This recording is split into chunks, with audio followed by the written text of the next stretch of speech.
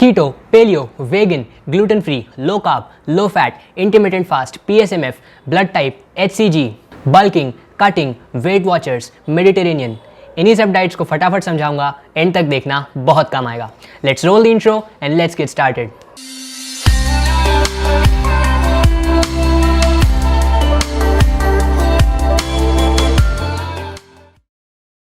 सबसे पहले आती है कीटो डाइट। इस डाइट में हम हमारा कार्बोहाइड्रेट्स का कंजम्पशन जितना हो सके उतना कट ऑफ कर देते हैं। इससे हमारी बॉडी एक फिजियोलॉजिकल स्टेट में पहुंच जाती है जिसे बोलते हैं कीटोसिस। इस स्टेट में हमारी बॉडी प्रोटीन्स और फैट्स से अपना ज़्यादा से ज़्यादा काम चलाती है, और ऐसा इसलिए होता है क्योंकि उसे कार्बोहाइड्रेट्स नहीं मिल रहे होते हैं। कीटो डाइट के साथ एक बहुत ही बड़ा असम्पशन ये है कि ये फैट लॉस में हेल्प करती है। डायबिटीज़ के पेशेंट्स के लिए ये बहुत ज़्यादा कारगर साबित हो सकती है क्योंकि हम बहुत ही कम कार्बोहाइड्रेट्स कंज्यूम करते हैं, जिससे हमारे ब्लड में ग्लूकोज या कहीं की शुगर के स्पाइक्स कम होते हैं और हमारी बॉडी को इतना इंसुलिन प्रोड्यूस नहीं करना पड़ता है।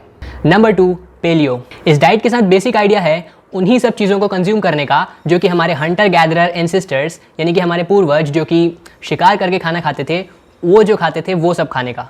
इसके साथ में आर्ग्यूमेंट ये है कि उस टाइम के जो ह्यूमंस होते थे वो आज के ह्यूमंस से बहुत ज़्यादा स्ट्रॉन्ग, मस्कुलर, हेल्दी हुआ करते थे, इसीलिए वो सब जो खाते थे उस खाने को इस डाइट में प्रेफर किया जाता है। देखो, माना कि पहले के टाइम के ह्यूमंस ज़्यादा स्ट्रॉन्ग थे, बट जो भी चीज़ें पेलियो डाइट के मेन्यू में इंक्लूडेड नहीं हैं वो सब उन्हें भी नहीं मिल पाती थी, और वो उन सब चीज़ों को कंज्यूम इसीलिए नहीं करते थे क्योंकि उन्हें वो चीज़ें अवेलेबल नहीं थी।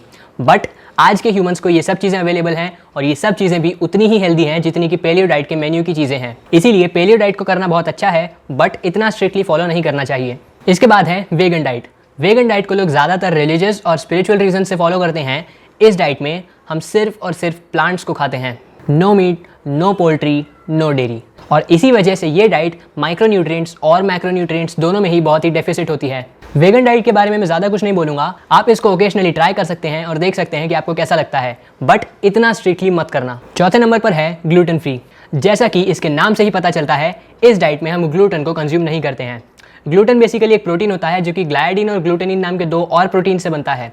इस प्रोटीन को खाने से ज़्यादातर लोगों को तो वैसे कुछ नहीं होता है, बट वर्ल्ड की सिर्फ 0.3% पॉपुलेशन ऐसी होती है जिसे ग्लूटेन सेंसिटिविटी होती है। इससे ज़्यादा डिटेल में समझाने से वीडियो बहुत बड़ा हो जाएगा, इसलिए मैं इस पर दूसरा वीडियो बनाऊंगा। बट ये समझो, जिन भी लोगों को ग्लूटेन सेंसिटिविटी होती है उन्हें ग्रेन्स कंज्यूम करने से सीलियाक डिसीज हो सकती है। ग्रेन्स में ग्लूटेन सबसे ज़्यादा पाया जाता है। कुछ एग्जांपल्स आपकी स्क्रीन पर हैं। इसके बाद आती है लो कार्ब और लो फैट डाइट। इन दोनों ही डाइट्स में प्रोटीन को हाई रखा जाता है और कार्बोहाइड्रेट और फैट में से एक का कंजम्पशन बहुत कम कर देते हैं और एक का कंजम्पशन बढ़ा देते हैं, जिससे कि कैलोरीज कंपेंसेट हो जाएं। ये दोनों ही डाइट्स काफ़ी अच्छी होती हैं जब तक कि बहुत ज़्यादा रेडिकल अप्रोच ना हो। मेडिटेरेनियन डाइट, जैसा कि इसके नाम से ही पता चलता है, इस डाइट में हम वो सब चीज़ें खाते हैं जो कि मेडिटेरेनियन रीजन्स में सबसे ज़्यादा पाई जाती हैं। इसके कुछ एग्जांपल्स आपकी स्क्रीन पर हैं। वेट वॉचर्स, अगर आपको नंबर्स पसंद हैं तो ये डाइट आपको ज़रूर अच्छी लगेगी। इस डाइट में हम खाने की चीज़ों को पॉइंट्स देते हैं और हमारा खुद का एक पॉइंट्स का बैलेंस होता है। खाने की चीज़ों को उनके मैक्रोन्यूट्रिएंट्स, माइक्रोन्यूट्रिएंट्स, ग्लाइसीमिक इंडेक्स और दूसरे फैक्टर्स के बेसिस पर पॉइंट्स दिए जाते हैं, और इस डाइट के साथ बेसिक ऑब्जेक्टिव होता है हमारा फूड कंजम्पशन कम करना। जैसे जैसे हम इस डाइट के साथ प्रोग्रेस करते जाते हैं और हमारी हंगर को और कंट्रोल करते जाते हैं, वैसे वैसे हमारे बैंक बैलेंस के पॉइंट्स यानी कि हमारे डेली फूड कंजम्पशन के पॉइंट्स कम होते जाते हैं। फॉर एग्जांपल, अगर आपने 50 पॉइंट्स के साथ में वेट वॉचर्स स्टार्ट करी है तो हो सकता है 2 महीने बाद आपके पॉइंट्स 45 ही रहें या 40 हो जाएं अगर आप बहुत ज़्यादा ड्रास्टिकली कर रहे हैं। मैं इसको किसी दूसरे वीडियो में बहुत अच्छे से कवर करूँगा, बट अभी नेक्स्ट पर चलते हैं जो है बल्किंग डाइट। इस डाइट में हम कैलोरिक सरप्लस में रहते हैं, यानी कि हमारी मेंटेनेंस कैलोरीज से ज़्यादा कैलोरीज कंज्यूम करते हैं। इससे हमारी बॉडी को वेट गेन करने में हेल्प मिलती है। इसी के अपोजिट होती है कटिंग डाइट। इस डाइट में हम हमारी कैलोरीज को कम कर देते हैं, यानी कि मेंटेनेंस लेवल से कम कर देते हैं, जिससे कि हमारी बॉडी फैट लॉस करती है। इसके बाद आती है ब्लड टाइप डाइट। इस डाइट में हम बेसिकली हमारे ब्लड का जो टाइप होता है उसके हिसाब से खाना कंज्यूम करते हैं। इस डाइट की कुछ गाइडलाइंस मैं आपकी स्क्रीन पर रखता हूँ, आप खुद देख लीजिए। हालांकि ये डाइट बहुत ज़्यादा रेडिकल है, बट कुछ लोगों के लिए हो सकता है काम भी करे। HCG डाइट, इस डाइट में हम हमारी डेली कैलोरीज को 1000 से भी कम कर देते हैं और HCG हार्मोन के इंजेक्शंस लेते हैं। इससे हमारी बॉडी बहुत ड्रास्टिकली फैट लॉस करती है, पर ये सिर्फ बोलने की बात है क्योंकि इतने ज़्यादा रेडिकल फैट लॉस से हमारी बॉडी पर साइड इफेक्ट्स होने के चांसेस भी बहुत ज़्यादा हो जाते हैं। अगली डाइट है कार्ब साइक्लिंग। इस डाइट में हम ऑल्टरनेट डेज अपने कार्ब्स को लो हाई करते रहते हैं। फॉर एग्जाम्पल, एक दिन हो सकता है हम 50 ग्राम कार्बोहाइड्रेट कंज्यूम करें, अगले दिन 100 ग्राम से थोड़े ज़्यादा कर लें, फिर 50 ग्राम, फिर 100 ग्राम, या ऐसा ही कुछ भी रेशियो बनाकर उसे ऑल्टरनेट डेज पर ऑल्टरनेट करते रहें। इस डाइट का बेसिक ऑब्जेक्टिव भी फैट लॉस ही है। अगला है इंटरमिटेंट फास्ट। अगर आपको इसको डिटेल में समझना है, मैंने एक पूरी वीडियो बनाई है, उसे जाकर देखो।